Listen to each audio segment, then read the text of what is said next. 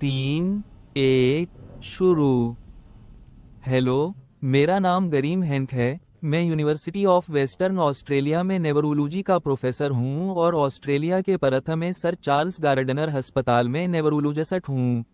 लफ्ज़ असटरूक के कई मानी हो सकते हैं। ये किसी खेल के असटरूक या किसी चीज़ को छूने के असटरूक या खुशकिस्मती के असटरूक को बयान करने के लिए इस्तेमाल हो सकता है। लेकिन आज हम वाकई ऐसी किसी चीज़ के बारे में बात नहीं कर रहे हैं। हम इस असटरूक के बारे में बात करने जा रहे हैं जो जिस्म के किसी खास हिस्से की अचानक फंक्शन की कमी की वजह से होता है, जो दिमाग के इस खास हिस्से की अचानक फंक्शन की कमी की वजह से होता है जो इस जिस्मानी फंक्शन को कंट्रोल करता है। और ये ज़्यादातर दिमाग के इस हिस्से में खून की फराहमी की कमी की वजह से होता है और कम आम तौर पर दिमाग के इस हिस्से में खून बहने की वजह से होता है। एक आर्जी इस्कीमिक हमला या TIA एक छोटा असटरूक होता है जहां दिमाग के किसी खास हिस्से की फंक्शन की कमी की अलामात आर्जी या मुख्तसर होती हैं और चंद मिनटों या घंटों में हल हो जाती हैं, और आम तौर पर तकरीबन हमेशा 24 घंटों से कम में, और जिसमें किसी भी दिमागी स्कैन पर कोई बाकी दिमागी नुकसान या वरीदी चोट नहीं होती। अब असटरूक 3 अहम वजूहात की बना पर अहम है। पहली बात यह है कि ये बहुत आम है। असटरूक हर साल तकरीबन हर 1000 लोगों में से 2 को मुतासिर करता है, और आर्जी इस्कीमिक हमले या TIA हर साल तकरीबन हर 1000 लोगों में से 1 को मुतासिर करते हैं। नतीजाता हम में से हर 6 में से 1 को अपनी ज़िंदगी के किसी वक्त असटरूक होगा। दूसरी बात यह है कि असटरूक अहम है क्योंकि ये तकरीबन 5वीं से चौथाई लोगों में मुहलिक होता है, और बच जाने वालों में से निस्फ में ये माजूरी का बायस बनता है। तीसरी बात यह है कि असटरूक अहम है क्योंकि ये तकरीबन 80 से 90% तमाम केसेस में काबिल रोकथाम है अगर हम इसके बुनियादी सबब या हालात या ख़तरे के अवामिल को पहचान सकें जो हमारे असटरूक के ख़तरे को बढ़ाते हैं। असटरूक की 2 अहम अक़साम हैं। कम आम 1/5 लोगों में दिमाग में खून की नाली के फटने की वजह से दिमाग में खून बहना है, और ये ज़्यादातर हमारी ज़िंदगी भर हाई ब्लड प्रेशर के तवील मुद्दती असरात की वजह से होता है, क्योंकि हाई ब्लड प्रेशर दिमाग की छोटी खून की नालियों को नुकसान पहुंचा सकता है और इन्हें कमज़ोर और फटने के काबिल बना सकता है। हमारे मुआशरे में दिमाग में खून बहने की एक और बढ़ती हुई आम वजह अल्कोहल और दीगर मंशियात जैसे एम्फेटामिन्स और खांसी और ज़ुकाम की दवाइयों में मौजूद कुछ मरकबात का इस्तेमाल है जो हमारे ब्लड प्रेशर को बढ़ा सकते हैं। लेकिन असटरूक की बड़ी वजह दिमाग को खून की फराहमी की कमी की वजह से खून की नाली का बंद होना है, जिसे इस्कीमिक असटरूक कहा जाता है। और इस्कीमिक असटरूक की सबसे आम वजूहात में से एक खून के लोथड़े का दिल से टूटकर निकलना है, जो कि दिल की बेकायदा धड़कन जिसे एट्रियल फिब्रिलेशन कहा जाता है या पिछले दिल के दौरे की वजह से बीमार हो सकता है।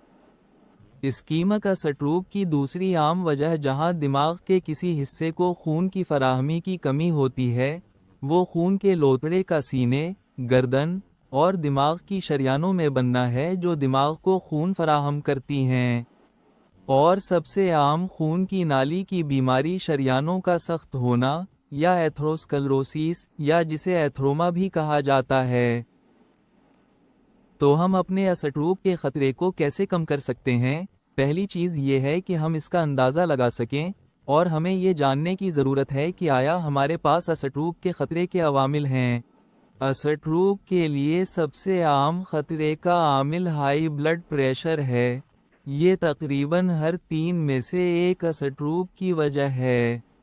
हम सबका ब्लड प्रेशर होता है, और औसत ब्लड प्रेशर तकरीबन 120 मिलीमीटर मर्क्यूरी सिस्टोलिक और 80 मिलीमीटर मर्क्यूरी डायस्टोलिक होता है। हर 10 मिलीमीटर सिस्टोलिक ब्लड प्रेशर में इजाफा और 5 मिलीमीटर डायस्टोलिक ब्लड प्रेशर में इजाफा के लिए असटरूक का खतरा तकरीबन 20 से 30% बढ़ जाता है।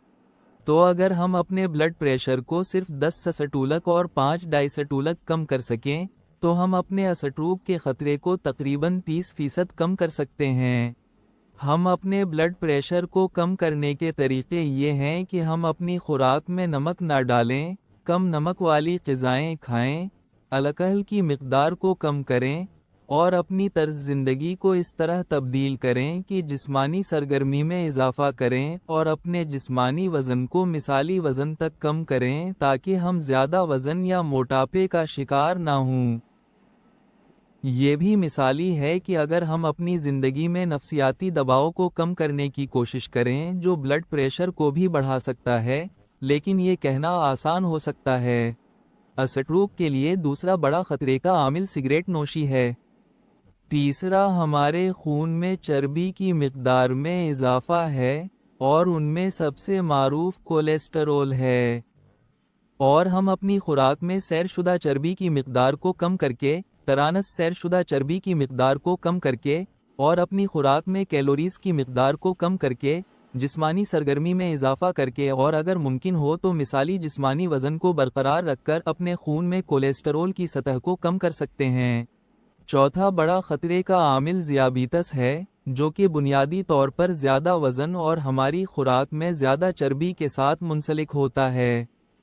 پانچواں بڑا خطرے کا عامل ایٹریل فیبریلیشن یا بے قاعدہ دل کی دھڑکن ہے، جو کہ اب سب سے عام اسٹروک کی وجہ بن چکی ہے، اور یہ ہائی بلڈ پریشر کی وجہ سے ہوتا ہے، جو دل کو نقصان پہنچاتا ہے یا دل کی شریانوں کو ایتھروما سے بند کر دیتا ہے۔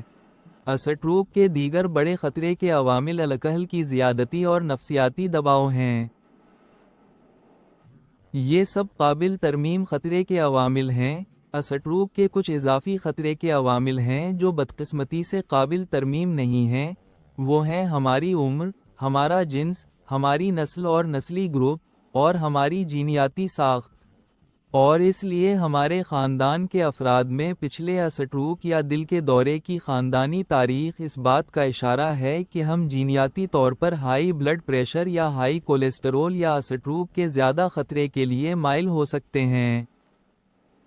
تو اسٹروک کے خطرے کو کم کرنے کا پہلا قدم یہ ہے کہ ہم اپنے اسٹروک کے خطرے سے آگاہ ہوں۔ اور خوش قسمتی سے، اسٹروک رسکومیٹر ہمیں اس معلومات تک رسائی فراہم کرتا ہے جو صارف دوست اور آسانی سے قابل رسائی ہے۔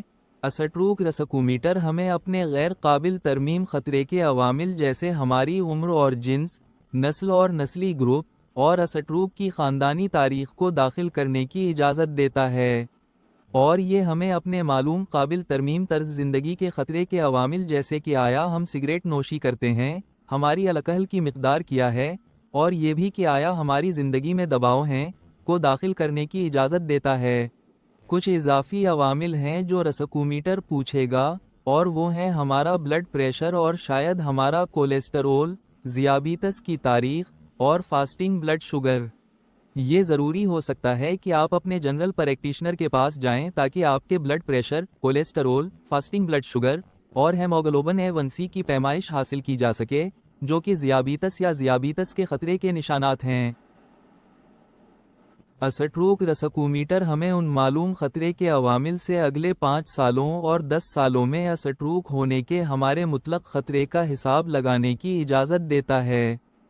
یہ ہمارے جیسے عمر اور جنس کے کسی شخص کے مقابلے میں اسٹروک کے نسبتی خطرے کا تخمینہ بھی پیش کرے گا۔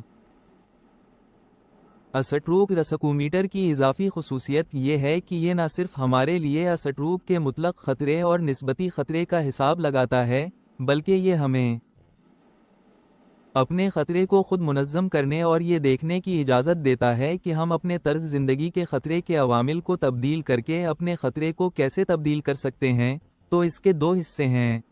اپنے خطرے کا اندازہ لگانے کے بعد، یہ پھر ہم پر منحصر ہے کہ ہم اپنی طرز زندگی میں تبدیلیاں کریں اور اپنی خوراک میں نمک کو کم کریں، الکحل کی مقدار کو کم کریں، ایک باقاعدہ ورزش پروگرام حاصل کریں، ایک مثالی جسمانی وزن حاصل کریں، اور دیگر منشیات جیسے ایمفیٹامینز اور کھانسی، زکام کی دوائیوں کے استعمال کو کم کریں۔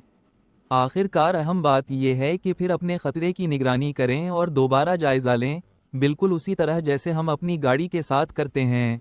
अगर हम चाहते हैं कि हमारी गाड़ी की लंबी उम्र हो, तो हम अपनी गाड़ी को हर 6 या 12 महीने में मैकेनिक के पास ले जाएंगे और उसका जायज़ा लेंगे और सर्विस करवाएंगे।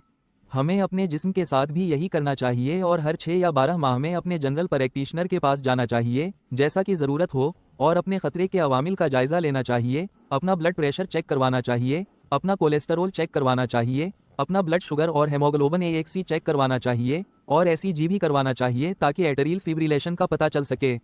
फिर हम इन मुतगीरात को दोबारा रसकूमीटर में दाखिल कर सकते हैं और देख सकते हैं कि क्या हमारे रवैये में तब्दीलियों के साथ खतरे में कमी आई है। शुक्रिया।